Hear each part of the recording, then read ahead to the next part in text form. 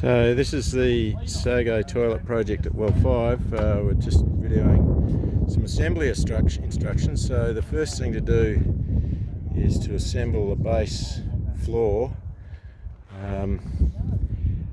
Then in this case we've moved across and we're actually digging a hole for the toilet buckets to go into around about 400 mil, because the dirt is not too bad. So we dig this first. The next thing we'll be doing is putting the legs onto the floor, putting it over here, measuring out the places where we're going to put the holes for the legs, and then we'll dig the legs in.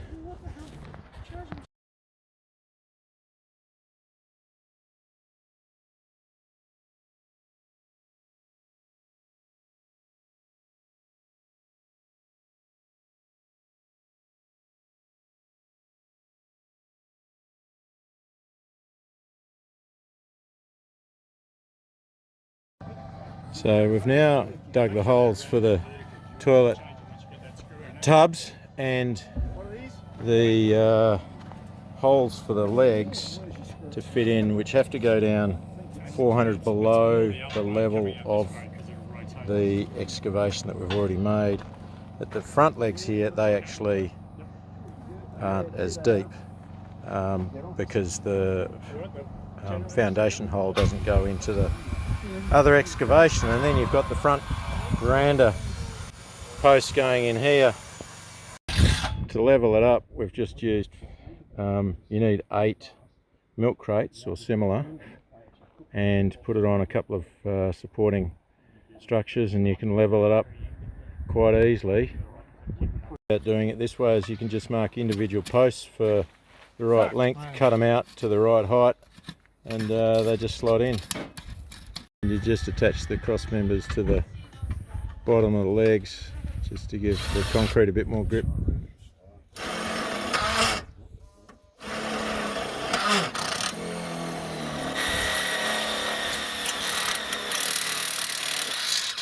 Just put another brace in at right angles. So just before the concrete pour, we've poured some water in the hole so that it doesn't suck the water out of the concrete mix. So all the concrete's done. The thing to watch out with the stairs that they don't go skew off to the side or splay out. Might be an idea to actually put one stair tread on to keep them parallel, but otherwise it's pretty quick and easy job putting all the footings in.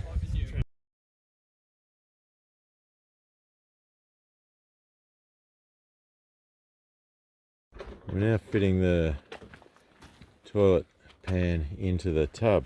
The issue we've got is that during manufacturing, the radius of the diameter of the toilet pan is not fitting into the toilet tub down below. The other key point to note is to make sure that you get the tub level, because it's a tight fit. So if it's not level, you won't be able to put the toilet system down inside the hole. So we're starting to put the walls up now. Middle at back first. Hopefully all these other ones will slot in. The next trick is just to make sure that you can assemble it, slotting all these posts in.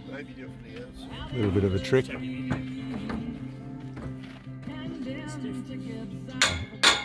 A hammer is always a good thing to have on hand. So 10 minutes later, we've got all the walls pinned together. We've now got to just tack screw them into place, and it'll all start being quite a solid structure. We're just cutting the legs to length here, You can do that. so they fit in the slots down there. Just a little bit long. So prior to tacking them into place, we're just pulling the frames together with a ratchet strap, and then we'll start tacking them into place.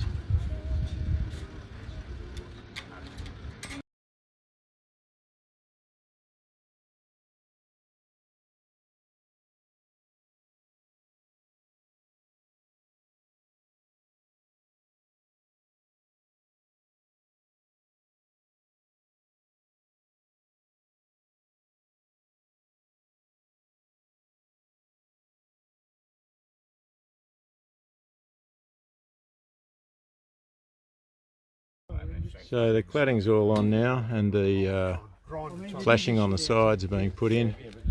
Dave's up putting the roof rafters outriggers on, 4 to go each side. Generally easiest to put the top screw in first, and then make sure the thing's looking vertical, and then put the bottom screw in. So we've put the roof outriggers on and the rafters on the outside of the metal, bolted them into place, and the guys around the back are putting on the vent just short of the roof at the moment. We've got to cut a hole in the roof and then put the last bit on, and hopefully try and get that vertical. Now digging a hole for the leach drain, which is the urine diversion pits. The pipes come down from the cistern above, join in the middle, heads off down between the pipes and over to our leach drain.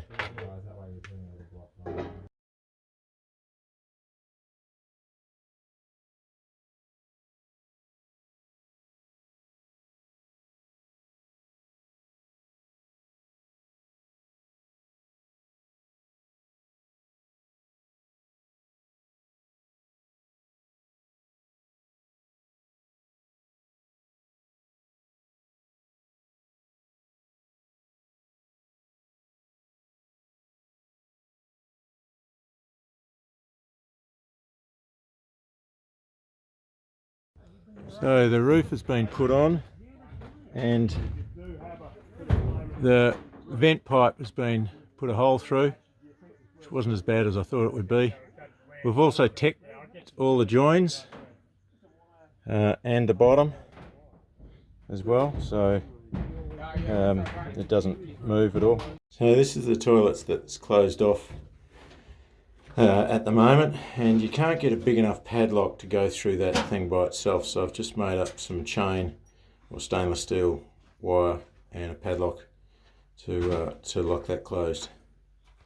So underneath the front right hand side I've put a lock key on a chain there, and that's for unlocking the padlock in the dunny, so that you can swap them over during maintenance time.